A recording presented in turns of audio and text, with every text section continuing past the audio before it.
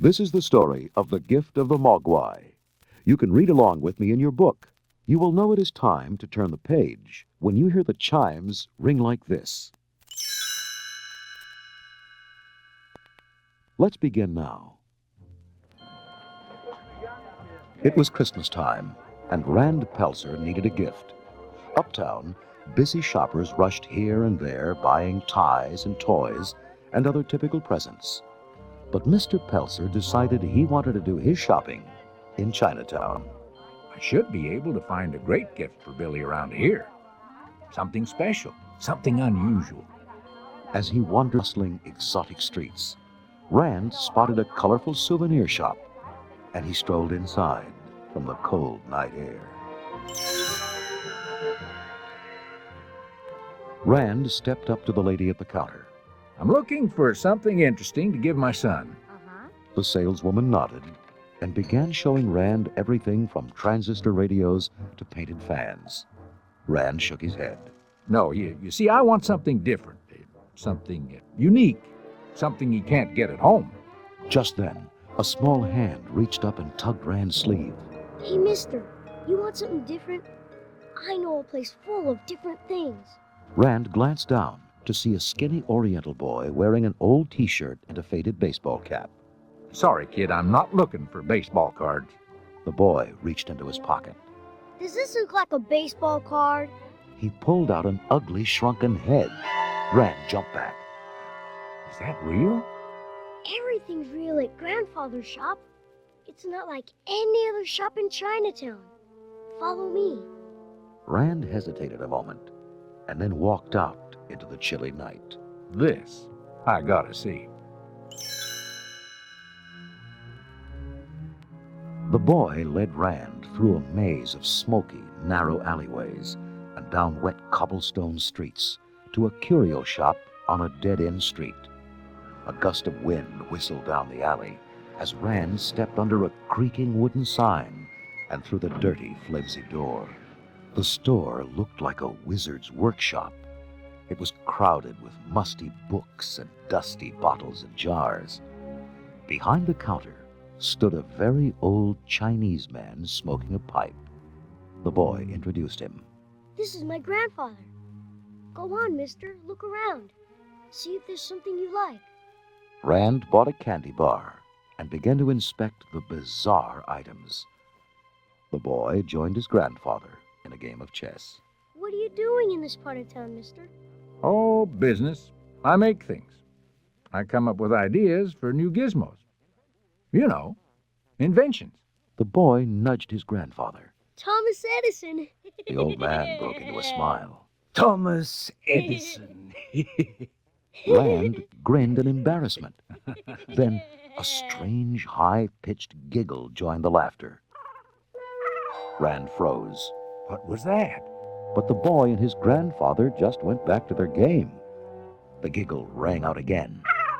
Rand followed the sound to a back corner of the shop. Hidden on a shelf, under a burlap cloth, he found a small cage. Rand set his candy bar down and reached out to lift the covering. Suddenly, a little furry hand came out of the cage and grabbed his candy bar. Rand peered inside and saw a tiny, cuddly animal. What is this? I've never seen anything like it. The Chinese boy answered, Mogwai. What's he doing? Singing.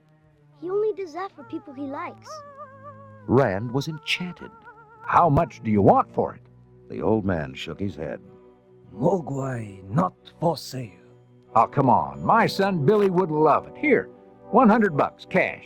The old man didn't flinch. Okay, 150.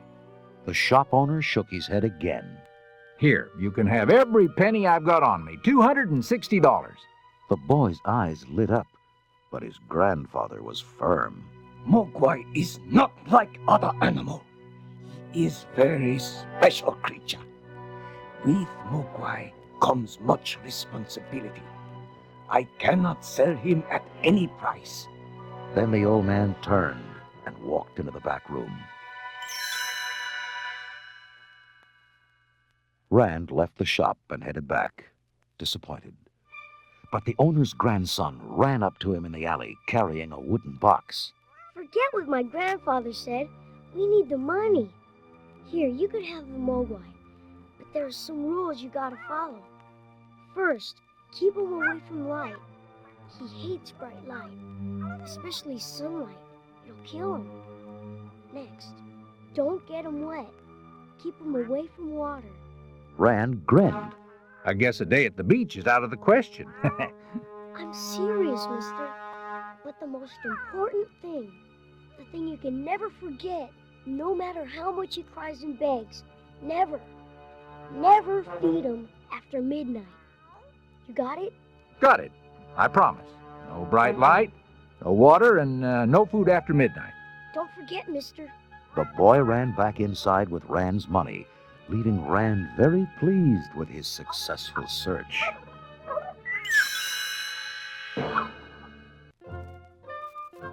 Meanwhile, in the small town of Kingston Falls, Billy Peltzer was returning home from his day of work. He greeted his mother in the kitchen. What a rotten day at the bank, Mom. Well, never mind that now, Billy. Your father will be home from his trip any minute. Sure enough, before long, the front door flew open. Ho, ho, ho! Merry Christmas! Rand handed Billy the present. I want you to open it now. This can't wait until Christmas morning. Billy tore off the wrappings and lifted the lid. A tiny ball of fur peeked out of the box with large, friendly eyes. Billy grinned with delight. What is it, Dad? The owners call it a Mogwai. You can train him to do anything, and he's really clever. He figured out how to work most of my gizmos all by himself. Well, since he likes Gizmo so much, let's call him Gizmo.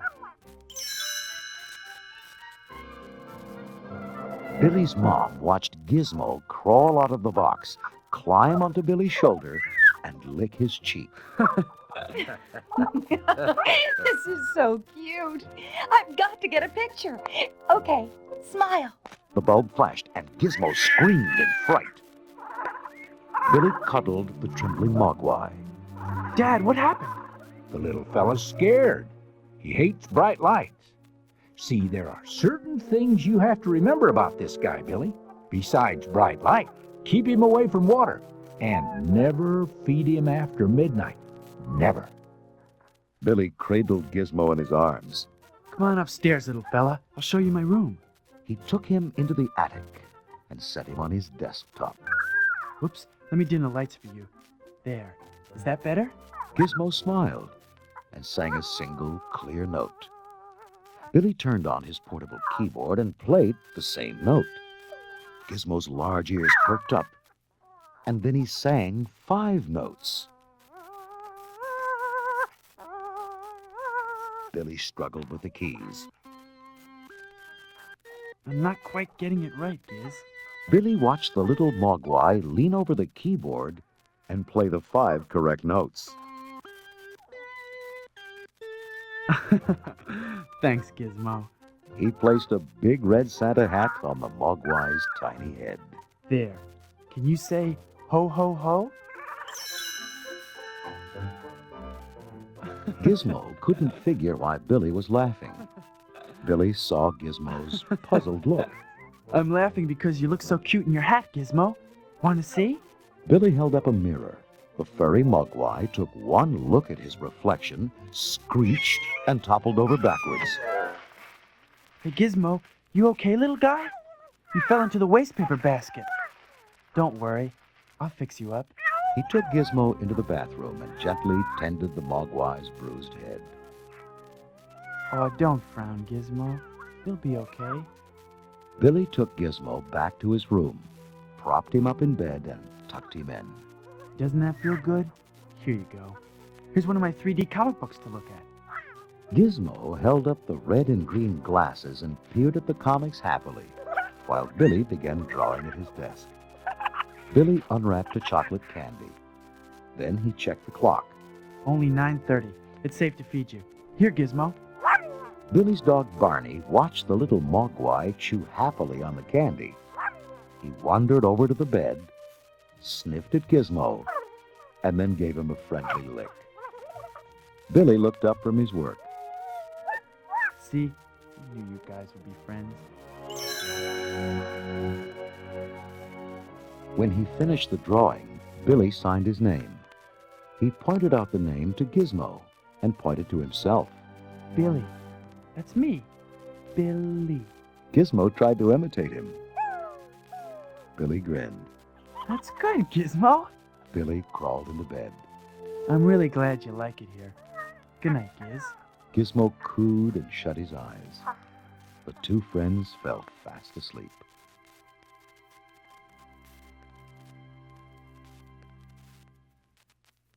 That was the end of Book 1 of Gremlins. Now remember these important rules about the Mogwai. Never put them in sunlight. Never get them wet.